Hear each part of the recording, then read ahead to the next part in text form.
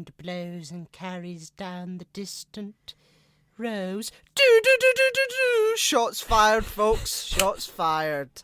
Woo! Oh, good old Rose. I do love that even though Rose is no longer in the show, we're still getting bits of dialogue about her here and there. I like that she hasn't truly left the show. It really brings me joy to know that such a character that I love so much is keeps coming back. Yep, true. Oh, true. God. Well, in case you couldn't tell, we are talking about today Doctor Who Season 2, Episode 3. You may think it's 2, but you're wrong. And it's called The Shakespeare Code. And it was written by Gareth Roberts. It was directed by Charles Palmer. And is starring David Tennant, Freema Agyeman, Dean Lennox Kelly, and Christina Cole, and a bunch of other people. So, yeah. It's exciting, isn't it? Yeah. Bloody magic, Shakespearean times, theatres, Magic beards. that's science somehow. Yeah. It Good looks old like bit of magic witchcraft. that's science. It looks like witchcraft, but it isn't. What is it then? Okay. That's yeah, I get that, but here's a it's not a hot take so much, it's a lukewarm take. There's like several episodes of TNG where they have this exact argument. Like there's an episode where I think Picard is just on a planet, just knocking about, doing something, and just chilling out as you do. And then they're like, oh, but the prophecies have foretold that such and such deity will return this year to ruin our crop harvest and to destroy all of our technology and take us back to the Dark Ages sort of things. Yeah. And Picard goes, oh, don't be so fucking ridiculous. You can be a part of the Federation if you want, way. And they're all like, way. But what if this mysterious deity shows up? And then the mysterious deity shows up, and long story short, it's actually a con man who, well, a con woman, I suppose. I think, I can't remember what the plot is, but yeah, it's a con person who is appearing to be this mysterious deity, and is using her ship in orbit to influence the planet's technology and weather and tectonic plates and stuff. So maybe that's what the Carrionites... Maybe Picard is in orbit, and that's what the Carrionites are doing. Yeah. Who knows? Maybe. It's the crossover we've all been waiting for. Yep, Doctor Who and TNG. Patrick Stewart's in his 80s. It's time to get one out. Let's go. Do you have a closing statement? A closing statement? God, that was a quick episode. Shit. No, do you know what I want to say, though? I want to say what I'd love to see is how the Federation would fare against the Daleks. Or the Borg versus anyone versus the Daleks in Star Trek. Just to see how that would go down. That's a good question. The Borg, I think... They're the only ones that could really match them, couldn't they? Yeah, the Borg would sort of match the Daleks, I think, in terms of power. But I think through attrition, the Borg will win eventually. I think... Yeah, because they can adapt. That's kind of the nature of them, yeah. But the Daleks won't adapt. It's their sort of fatal flaw, almost. They will never adapt. Yeah. Aside from that one episode of Doctor Who, with all the multicoloured Daleks... oh God! We are getting very close. We're getting very, very close to one of my favourite stories in the entire New Who canon that involves the Daleks. So, what story is it? Oh well, you want to see, won't you? Suppose I will. Yeah. I didn't even speak there. I was just see. Well, yeah. Sorry, I'm thinking about Star Trek now. The Klingons would die immediately because there's lots of things about how they believe in strength wherever it comes. There's things like Worf. There's that episode where Worf breaks his back, and then because Klingon medicine, there's like a throwaway line where Beverly Crusher is like, "Oh no, Klingon medicine was never studied because whenever a Klingon gets sick, they just die. They just kill them." Yeah. It's like, I'm sorry, what? This advanced spacefaring species, as soon as somebody gets a cold, they just shoot them in the head. That's what they do, is it? But apparently it is. The Borg, what did the Borg? The Vulcans, I think, would be smart enough to just sort of stay away. Yeah. I think they'd be smart enough to just teleport the planet out of the Daleks' reach or something. The Dominion. I am unaware of the Dominion. I haven't watched much Voyager. Nine, I think. Was it Deep Space Nine? Oh, there's so much fucking Star Trek. What about the is it Species 1482 in Voyager? Christ, maybe. When the Borg accidentally open a portal or something like that, and they come out, and the Borg just gets like decimated. Well, according to Google, species 1482 leads to significance of the isolation of Candida species, PubMed. The differences in functional traits between invasive and native species. Maybe I should try type in Star Trek. Put Star Trek after it. Species 8472 That's are... when the USS Voyager made contact with them, they were engaged in a war with one of Star Trek's perennial antagonists, the Borg. They are noted for being a tripedal and telepathic species and for use of their biotechnology. They originated from what is called fluidic space and fought a successful war against the Borg for a time. They made peace with the Federation by negotiations with Janeway. Okay. Yeah, maybe them. Maybe them. If they're succeeding in a war against the Borg, they are probably quite powerful. The Federation, I think, would not fare well against the Daleks, because I think they have such a pacifistic outlook. I think, like, Picard is their chief negotiator. I think Picard would try to negotiate with them, and they'd be like, "We will not fall for your negotiations," and then shoot him. Yeah. Like, do you know what I mean? They're not very good at negotiating, the Daleks. No. But yeah. But anyway, let's talk about this episode. Oh, I want to watch Star Trek now. I know, yeah. Opening statement. Yeah, magic is cool. So are plays. Shame about the J.K. Rowling line. Fuck J.K. Rowling. True. A love letter to the theatre. Words, writing and acting. Funny, comical, theatrical, and so camp. I love it. It's a good episode, this one. I really like it. It's this language-based maths, which is kind of glossed over very much in this show. It's a fascinating concept, isn't it? Yeah, and I remember thinking, what? What does that like, when it first came out, I was thinking, what could that possibly mean? And I had absolutely no idea. So we use numbers to get us to split the atom, and they use words to end the world. Like, what? How does... and they talked about psychic energy. There's psychic energy, and somehow they can channel it more than humans can, which is interesting. Yeah, that isn't... I suppose if it's like a genetic predisposition to that, like if they've just got a bigger psychic organ or whatever, we've just got a little one like our appendix. It's just a shitty little thing that just, or maybe occasionally it blows up. We can sometimes sense when something bad's gonna happen. Maybe that's part of it. I don't know. Well, it's like Watchmen in the book. At the end of Watchmen, there's that thing when he teleports the squid into New York, and he's like, "Oh, psychic sensitives around the world will be having nightmares for decades to come," sort of thing. So maybe and it is sort of shown in the show that and Doctor Who, that humans are a bit psychic sensitive. Like Donna interfaces with the Ood a bit when they go to the Ood planet. So yeah, maybe it's that, and that's why Martha can go, "I name thee Carrionite" or whatever, and it works. But then it doesn't work again. It's because she can only do it once. Yeah, the Doctor did it, and Martha tried it and failed. And Martha's like, "What did I do wrong? Was it the finger?" Yeah, that was it. First thing I've written down in my creepy room questions is not good old JK. No idea who he was referring to there. Yeah, some kind of weird demon, I presume. I've got no idea. I'd imagine so. Singing out a window. You're not coming in my house, pal. Like, what? Why is that? Why was that a thing back then in the 1500s? Just singing out people's windows as a sign of affection. I have got no idea. Maybe I don't know. Should that make I suppose it was kind of a thing at a later date as well, because you see it in like a lot of plays, like in Romeo and Juliet, when he goes to see Juliet and she's on the balcony and he's down on the floor. But and then you also see it in 80s movies where they throw a pebble at the window and then they've got a boombox blasting Wham or whatever.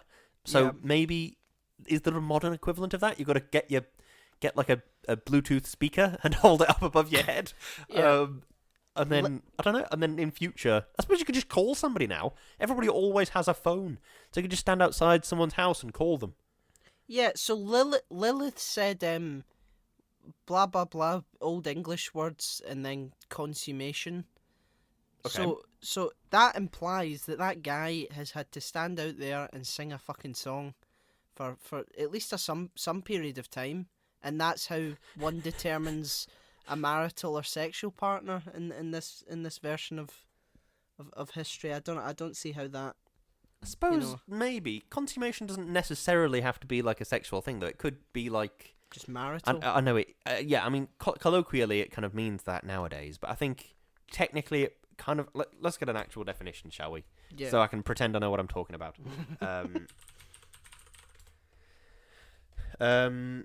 The act of making a marriage or relationship complete with sex. Yeah. The point at which something is complete or finalized. The consummation of a sale. So that's the idea, is that it can, you know what I mean? That's interesting. Yeah, so maybe it's the point at which the spell is complete. The point at which the whatever is complete. Do you know what I mean? Why is she doing that? That's what I've got no idea. Why? How is that part of her plan in any way? Wait. Is that just food or something? Like, it's like, yeah. To be fair, I do like the fourth wall break at the beginning when she starts speaking to the camera. That's sort of reminiscent of Shakespeare's soliloquies, which is quite cool. Yeah.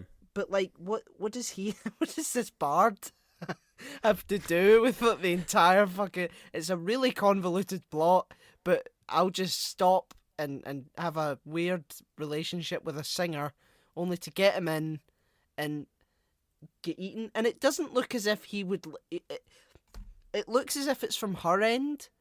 Okay. That he's not allowed in. So why wouldn't she just allow him in instantly? Why does she have to pretend that she's like, oh, I'm not ready, please sing me a song for a wee bit? Why doesn't she just... He's quite eager to go in, and he's like, oh, thank God, finally. So why doesn't she just go, yeah, come in, and then just eat him then, if it's just for food? Why is there this elaborate back and forth? I know it's meant to be emphasising Romeo and Juliet, I get that, but like, what the... In the logic of the world, what is it meant to be? Could What's it be happening? something about, like, I don't know, like an aperitif? So it's like, before eating a meal, you'd have a little glass of, I can't name a single aperitif, Aperol or something. But before eating a guy, you need to hear him stand outside your window and sing at you. Maybe that's the thing here. Because they're all about words, aren't they? So maybe having... Yeah. God, we're just helping them here. It can't just be, all right, okay, we need a scary opener. Let's have some guy singing and then they eat them. That's probably just what happened, and we were going, yeah, maybe it's an aperitif. Maybe because they're interested in words and it's reminiscent of Romeo and Juliet. Yeah, it's really interesting. Yeah. Maybe it's just no, just get a guy and we'll fucking have him killed at the beginning. Or maybe if Romeo and Juliet has already come out in this world, which I don't know if it has, then maybe the witch saw it and was like, oh, let's recreate that for a bit for my own edification. Yeah. Maybe. Oh, we'll never know. Oh, I'm interested now. I've got to say, Martha immediately poking holes in the structure of the show. How does this thing fly? You don't want to know. It just does. Yeah, that is something that always Martha, gets me. Asking the questions we all want to fucking know. Like, what? That is something that gets me about it, is that when they say, how does this fly, how does it move? And he sort of says, well, it's complicated. It sort of disappears here and appears somewhere else. It's okay, I can kind of get that. It dematerializes and then materializes somewhere else. It's a thing that I can accept in the world. But then it also flies around, but there's no rockets on it.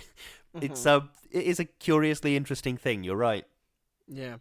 I like the historical fact about men dressed as female characters. Mm-hmm. Because that's true. Women weren't allowed to act in mm-hmm. Have I told you my fact about the word drag? I think so, but tell me it again. Okay, well, prepare yourself for this. Originally it came from Shakespeare plays, because they wouldn't have, obviously women weren't allowed to perform in Shakespeare plays. So on the playbill it would say Bill Smith playing Juliet, but next to his name it'd say Bill Smith drag, and drag would be like a little abbreviation for dressed as girl. Oh. So yeah, Bill Smith dressed as girl playing Juliet. Yeah. Is it? Like, I would imagine. Why did they need to write that down? Wouldn't it be like evident? Just in case. And I was like, yeah. wait, is he going to be dressed as a girl or not? Like, he's playing a female character, but is he going to be dressed as a female character? What? Will he just be wearing his street clothes, maybe? Who knows? No, that's a good point. It would be evident. You wouldn't need to write that down. Yeah. It's a nice fact, though. Yeah. You know me, full of weird facts. I like the effects for the magic and the witches and the Carrionites, and I like it. It's a weird concept of like, oh, there's all these witches in a ball. Isn't that cool? Yeah. I don't know. I like it. It's good. And how they must be, their backs must be aching, just be trapped in there. What? So I assume that takes from the Time Lord science, with it being like bigger on the inside, sort of thing, or is it a different dimension? I always thought it was like sort of like a phone. The crystal ball was a phone to the other end of the universe, and then the play is like, let's open a portal to there. And on the crystal ball, they're like, come in, everyone, everybody, you can come in now. I don't know. I mean, obviously, I'm making this up, but you know. Yeah. The Eternals found the right word to banish us into deep darkness. What is the word that they found? What is it bees? Is that it? Or... Do you like bees? And how does that work? Do they just go up to the Carrionites' house and just be like, "Ho," and they're like, "What? What is it? Oh, it's an Eternal. Look, folks, it's an Eternal." Bees! Oh shit! No! Oh fuck! No, you know what it's like? It's like the episode of American Dad where Stan is like doing stress management, and he looks at somebody and clicks his fingers and pretends they've disappeared. And he's sat at the dinner table with like all of his family, and he looks at Roger and he goes, "Gone, gone, gone, gone, gone," and then he looks around the table, and is like, "Yeah, you're all gone. I'm gonna go and sit in the living room." That's what it is. Is the Eternals went round to their house, looked at the Carrionites, and just went, "Gone, gone, gone," and then they were all just banished to the deep dark. Oh damn! Wow, that's that. Should do a big finish of that. Yeah, they should. Be a very strange big finish. Just somebody with a big, powerful voice. Gone, gone, gone. Who was it? Did somebody voice God in the Monty Python stuff? Could they get that guy in? Yeah, true. Like the was it the Holy Grail one? Is that the one? Yeah. And he was just a guy in a cloud with a crown on. Yeah. Yeah, that was quite funny. I fucking love Monty Python, and I love Monty Python: The Holy Grail too. It's that bit where I felt like I noticed it very early on in the film, but I think it's Sir Percival, the one who's doing a weird French accent, and he's got like a faceplate on that he can clearly see through. Like it's 3 pieces of metal, 2 either side of his face, and then 1 down the middle where his nose is. Yeah. So there's big holes for his eyes. And whenever he has to look at something, he turns his head and like lifts the visor, and like it hinges upwards. And as the film goes on, it's just a little thing. You can see him doing it in the background, and it makes me piss myself every time because it's such a stupid fucking joke. Oh. That's the thing I like about Monty Python. It's like chock full of like either really stupid jokes or really sort of profound stuff. Like I'm the king. Well, I didn't vote for you.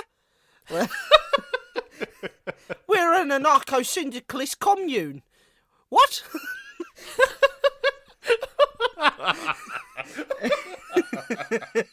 Oh God, I love Monty Python. He's good. Not the Messiah. He's a very naughty boy. Oh God. Even the Doctor is you know, as he uses this medical student to grieve over Rose, like even he realizes she's fucked. She's too good to actually like get rid of, if you know what I mean. Like he's like, oh, I was just gonna give you a quick trip, but I suppose we can stay a little bit longer. And then needlessly says, oh, you're going back home tomorrow, and all that, and then like they go on another trip. But it's weird because I like the fact that he is doing something very human, where he's in denial about the way he feels, and he's meant to be this ancient Time Lord that's beyond such things, and yet he's using someone to get over his grief, which is a really fucked thing to do, but it's a very human massively. thing to do. Yeah, completely. It's yeah, you're right. I think David Tennant's 10th Doctor, it's the god that wants to be a man. Do you know what I mean? He wants to walk among humans and be one of them, and I think that's sort of the heartbreaking thing about his arc, is when he gives alternate version of himself to Rose on the beach again. Which I can't remember. Is that a deleted scene, or was that actually in the show? I can't remember. But when that happens, it's like the ultimate heartbreak, because he's like, I want to be him, and I can't be him, even though he's me. It's like a weird thing. Yeah. Only Shakespeare can make racism sound so romantic. There's a few fucking lines where you're just like, sounds like a compliment. I like how they sort of parallel it to sort of like 2007 London, where like Shakespeare, this wordsmith is like, oh sorry, I don't know what he comes across as like a pensioner that's like, oh, I don't know what words we can use nowadays. Like, you know. Okay, boomer. Yeah, everyone's fucking met someone like that. God, like, I don't know what words I'm allowed to say. Sorry, what committee are you fucking listening to? There's no big CEO of words that you're allowed to say. Just fucking ask people, and they'll tell you what's comfortable for them. It's not difficult. I know, Christ. By the way, just I don't know if you'll have heard that in the background then while you were on your rant, but my Google Home that is in my office responded when I said, "Okay, boomer." It was like, "Budunk, hello? Hello? How can I help?" Boomer here. So if that's not... Boomer. Hi, I'm a boomer. I like to say how I bought my house for £5,000, so you should be able to do it on minimum wage, even though your house costs 100 times that much. Ha ha ha ha! Get fucked. Pull yourself up by your bootstraps and and solve climate change while we continue to pretend it doesn't exist. Ha ha! Oh yeah, what a yeah, that's a good one. Have you ever called someone a boomer that is a boomer? Not in the heat of a moment, no. I have. Have you? Oh, how did that go down? Oh, they get so fucking angry. Tell you that. The person that I said it to was saying something very racist, and I just said, okay, boomer, and he was like, see that is a problem with this generation, no respect. So like you're literally talking like something out of a Southern American cartoon, and you're talking to me about respect. They get so fucking angry. Really angry, and it's like, aren't we all meant to be the snowflakes, and you get called a boomer and you lose your shit? Like, come on. That's what gets me about like all the, you see these remember Bill O'Reilly had that War on Christmas bit. We used to talk at great length about I mean, you know, Bill O'Reilly, known rational, but like known rational but massive piece of shit. He used to have that War on Christmas bit where he would list businesses that had offended the word of Christmas and all this sort of stuff. God, it's just insanity. It's like, maybe we should all just, like, how am I right?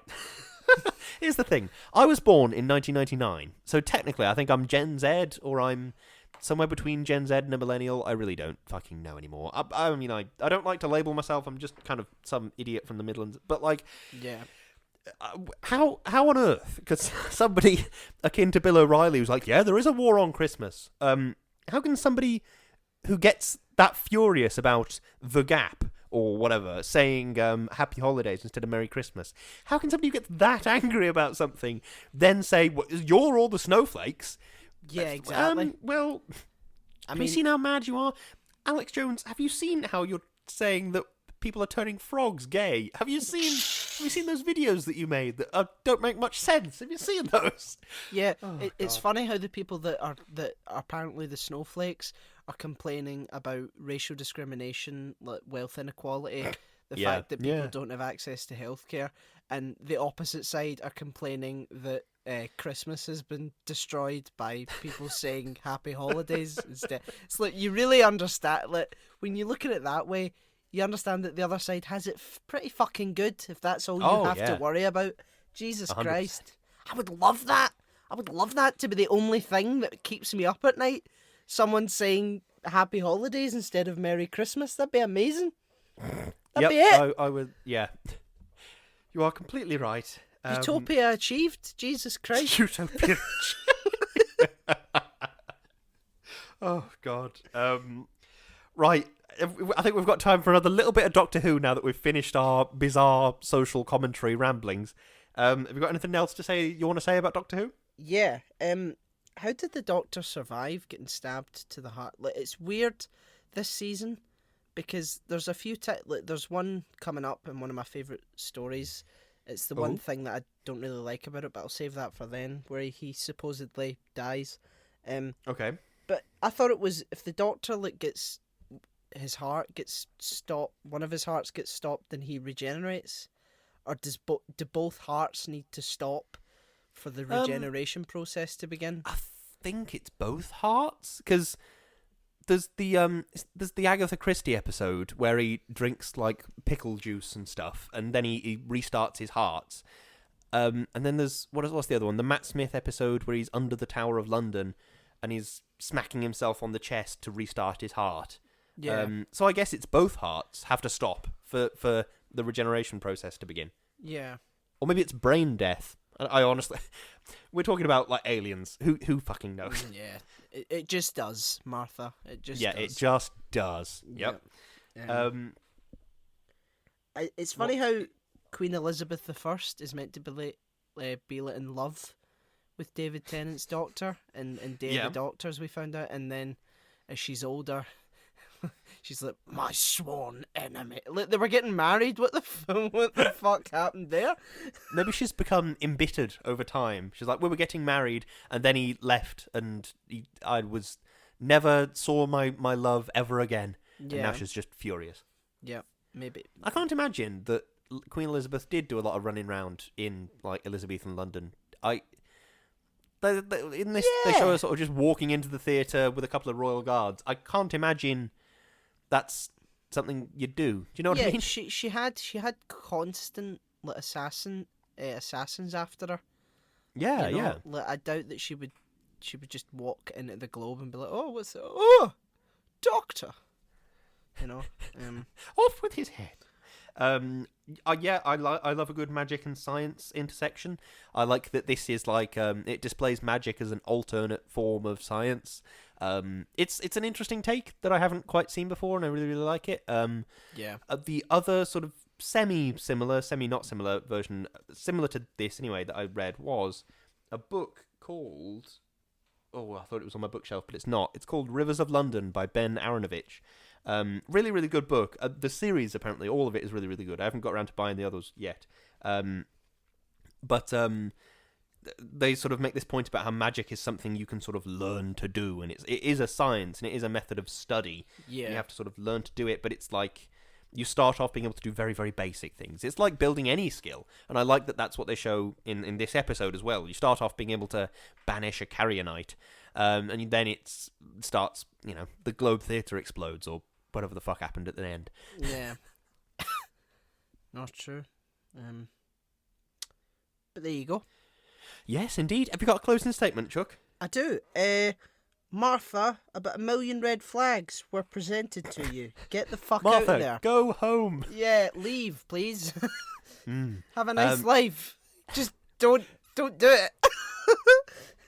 I mean, you're not wrong. I really like this episode. It's a good one. I really like Martha. I like David Tennant. It's a good episode. Let's keep the Martha episodes coming. I know we're going to, because it's the whole series, but I just like Martha. Yeah, definitely. And the last thing I'll say before we go to Shilling is fuck TERFs. Yep, fuck TERFs. Yeah. Woo! Okay. Woo! The podcast has link trees. Lewis's link tree is linktr.ee/Lewis_Brindley. Mine is /O'Hiram, and the podcast is /Shouting into the Void. Thank you. I got that completely right. Nice one. We have a PayPal donate button, so anything you can spare, anything at all, would be greatly appreciated. We also want to take the opportunity, as we do every week, to thank our wonderful, wonderful patrons. Chloe. Thank you. Darius. Thank you. Sophie, Thank you. Peter, Thank you. Aditya, Thank you. Richard, Thank you. Natalie, Thank you. and Doogie. Thank you, one and all. You're all mega goods eggs, and you help keep the lights on at Void Towers, which means the world, because it means that we get to keep making this show that we love, and we get to talk about episodes of Doctor Who, and then have tangents about boomers, because of course we do. True. We also have merch on Teespring and Redbubble. We sell lots of stuff there. Tote bags, jumpers, t-shirts, mugs, stickers, all sorts of stuff. So go have a look, see what you fancy, or don't. It's up to you. It's your life. Treat yourself, or don't. Yes. Sorry, you know when you get adverts, like you go onto a website and they have like a cookie policy pop up. I think it's like a UK only thing because of some EU data regulation or something. But like you get this cookie thing come up and it says, yes, I accept cookies, or no, I hate everything in the world and I want to die. Yeah. I just got this image of us marketing merch like that. So go and have a look at the merch if you want, or if you want to be sad forever, then don't, you dick. Don't look at any of our merch. Oh my god, I hate everything. Yeah. Maybe that's how we should start marketing the merch. If you want to go have a look at our merch, see what you fancy, or not, you fucking arsehole. No, we are the only arseholes in this podcast. Yes, true. And last but not least, we are partnered with an amazing company called Number 12 Crochet Avenue, and Lewis is going to say some wonderful things about them, all of which are true. Number 12 Crochet Avenue is a wonderful company run by my wonderful wife, in which she crochets, and she's very, very good at it. If you want to go and check out what she's up to, which is a whole bunch of stuff, and you want to bless your Instagram feed with some very aesthetically pleasing posts, you can check her out on Number 12 Crochet Avenue on Instagram. Go and take a look. Thank you very much. Yes, absolutely. Well, that was Doctor Who, the Shakespeare Code. And I believe the next episode is Gridlock. Ooh, I quite like Gridlock. Yeah, it's got the Macra in it, an old big enemy, big Macra. Yep. I like that. I do like that the Macra. It's like the backstory in the episode is it's just, well, they were normal crabs and then they just got big. They're just big fucking crabs. They're just big fucking crabs, mate. I love that when the villain is something kind of stupid. I just love it. Yeah, so, definitely. Doctor, they're talking about the Daleks in one episode. It's like, we will destroy Earth. The next episode, it's like, yeah, these are some big crabs, and they just kind of want to eat like insects. Yes. Oh, okay. These creatures were human, but after years and years of being subjected to radiation, they've given up their bodies and encased themselves in metal shells and have become so xenophobic and hateful of all other forms of life that the only thing that they can do is exterminate everything. Next episode. We've got some big fucking crabs in this one. That's what got me about. I suppose it's like a language thing, isn't it? David Tennant's very good at just saying like, "Oh, these ancient evils, the Macra." Da, da, da, da, da. But yeah. like, if the one that gets me is listening to a podcast about Star Wars, and they were talking about Anakin being full of midichlorians, and one of them went, "Oh yeah, Anakin, that little guy, he's all full of bugs and shit, isn't he?" And it really tickled me at that time, because I was like, when you take away all the mystique of it, it's just like, yeah, there's a little boy, he's chock full of bugs, and that's his magic power. That's great. Yeah, it's like, oh yes, ancient, hundreds of years of divine rule by this one family that has been bestowed ancient power by God to rule over the people because they know what's best for us. It's basically a bunch of ugly people dressed in fucking dresses and a crown that somehow get to live there. Indeed, yeah. Anyway, okay. If we've got. Yeah, let's not do this. Okay. We're already running over. Let's not get into a monarchy criticism bit. Yeah, true, let's do true. let's yeah, okay. Thank you very much for listening to this episode, including the bizarre tangent about the monarchy at the end. Boomers. Boomers. Oh, boomers. Oh, okay, boomer. The ultimate boomers. Ultra boomer. Yeah. It's like a superhero. Ultra boomer. They just swoop down from on top of a skyscraper and say something racist, and you go, "Oh my God, Grandad!" and then they fly off again. Wow. Don't give me nightmares, Lewis. Yeah. So, thank you so much for listening, and we will see you, hear you, smell you. Sing outside your window next time. We will. What we'll do is we'll play our podcast on a boombox while throwing pebbles at your window. That's what we'll do. A boomer box. Okay, thank you very much for listening. Goodbye. Bye.